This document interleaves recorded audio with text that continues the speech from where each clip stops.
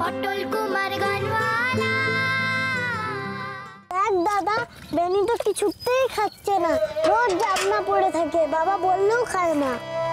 জানি রে, পটলের মতো তো অত গুছিয়ে দিতে পারি না আমরা, ওরা তো আদর করে খাওয়াতেও পারি না।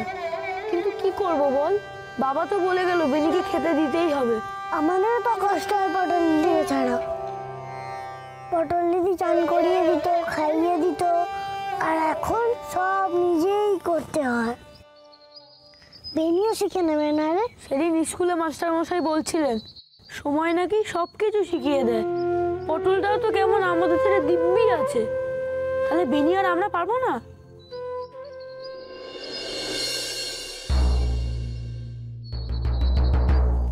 এই কি করতেছিস? হ্যাঁ, সে মেয়ে কোথায় গেল? ফুলি এগুলো কার করে কথা শুনি?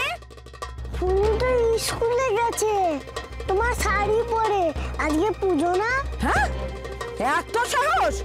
আমার শাড়ি পরে গেছে, আমারে না বলে আমার শাড়িতে হাত দিচ্ছে। মেয়েরা আসপর্দা তো খুব, আজ ফিরুক সে মেয়ে। মা, তোমার আঁচলের নিচে এটা কি? পুজোর প্রসাদ আমাদের দেবে না?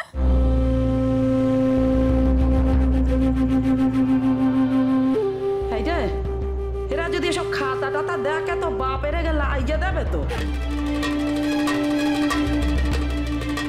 এই খালি খাই খাই খাই খাই খাই খাই রাক্ষস কোথাকারের। যা না, যা স্কুলে যা, সরস্বতী পূজা আছে, চান করে নে ওখানে, ভোগ খাবি, খিচুড়ি, যা যা যা যা চান কর। এই তোদের বাপ কোথায় গেছে রে? তা তো জানি নে, কিন্তু বলে গেল আমি আসছি, মা আসলে তোরা স্কুলে যাস। ও তাই এসে গেছি তো, যা না, যা চান করে নে, স্কুলে যা যা যা যা, তাড়াতাড়ি যা।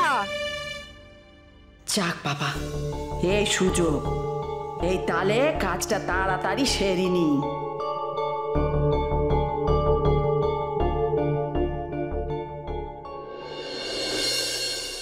নম ভদ্রকল্লৈ নম নিত্যং সরস্বত্যৈ নমো নম। বেদ বেদাঙ্গ বিদ্যাস্থানেভ্যঃ এব চ এষ সচন্দন বিল্লপত্র পুষ্পং পুষ্পাঞ্জলিং সরস্বতী বাগ্দেবতায় নমঃ।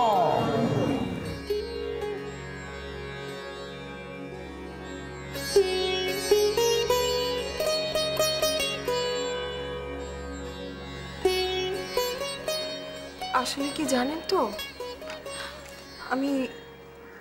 আমি ইচ্ছে করে এবারে অঞ্জলিটা দিলাম না।